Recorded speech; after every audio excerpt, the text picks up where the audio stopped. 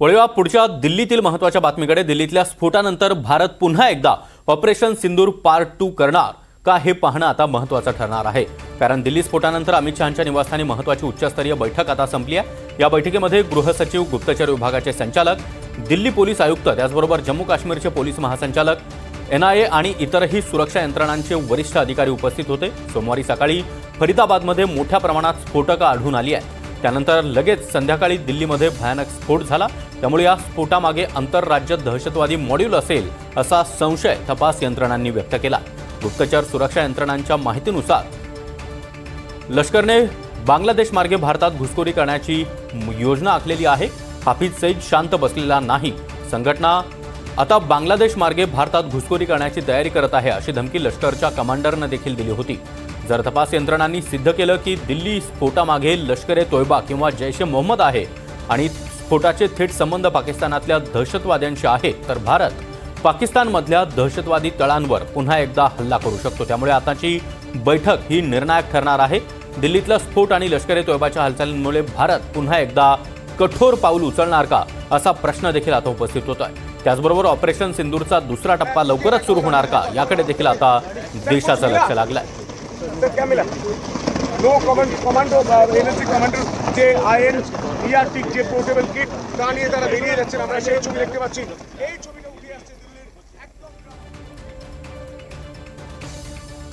तर हे दृश्य आपण पाहतो आहोत। फॉरेन्सिक टीम त्याचबरोबर NSGची टीम देखील या ठिकाणी पोहोचलेली होती आणि घटनास्थळावरून काही पुरावे देखील त्यांनी गोळा केलेले आहेत आणि हे पुरावे आता पुढील कार्यवाहीसाठी ते घेऊन जाताना आपल्याला पाहायला मिळतात। मात्र हा स्फोट इतका भीषण होता की ज्या गाडीमध्ये हा स्फोट झाला त्याच्या आजूबाजूला असलेल्या जवळपास 10 ते 12 गाड्या त्यांचा सांगाडा आता केवळ उरलेला आहे। त्याचबरोबर काही ई-रिक्षा, त्याचबरोबर काही दुचाकी जळून खाक झालेल्या आहेत। केवळ त्यांचा सांगाडा, लोखंडी सांगाडाच या ठिकाणी आपल्याला पाहायला मिळतोय आणि रात्री अंधार असल्यामुळे काही मर्यादा होत्या। त्यानंतर सकाळी पुन्हा एकदा लवकर फॉरेन्सिक टीम या ठिकाणी दाखल झाली। त्यांच्याकडून देखील काही पुरावे गोळा करण्यात आलेले होते आणि काही वेळापूर्वी NSGची टीम देखील या ठिकाणी पोहोचली। नॅशनल सिक्युरिटी गार्डची ही टीम आणि त्यांनी देखील काही पुरावे आता गोळा केलेले आहेत। त्यामुळे सर्वच मार्गांनी हा तपास केला जातोय। काल अमित शहा यांनी देखील स्पष्ट केलेलं होतं की सर्व शक्यतांचा आधार लक्षात घेता आम्ही तपास करू आणि त्यानुसार आता सर्वच तपास यंत्रणा या ठिकाणी पोहोचलेल्या आहेत। NIA असेल, IB असेल,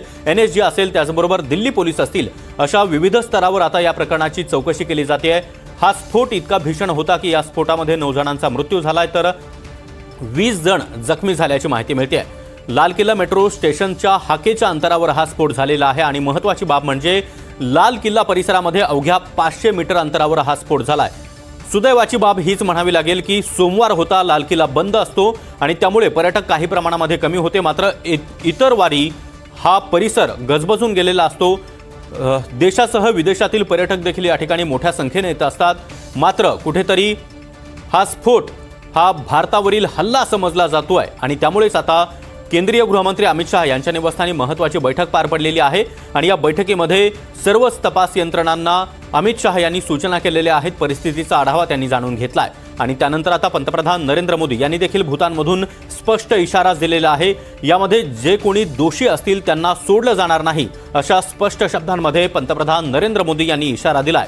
इतकंच नाही तर केंद्रीय संरक्षण मंत्री राजनाथ सिंह यांनी देखील इशारा दिलेला आहे। त्यामुळे आता या प्रकरणामध्ये केंद्र सरकार हे अलर्ट मोडवर आहे। संपूर्ण देशामध्ये अलर्ट जारी करण्यात आलाय।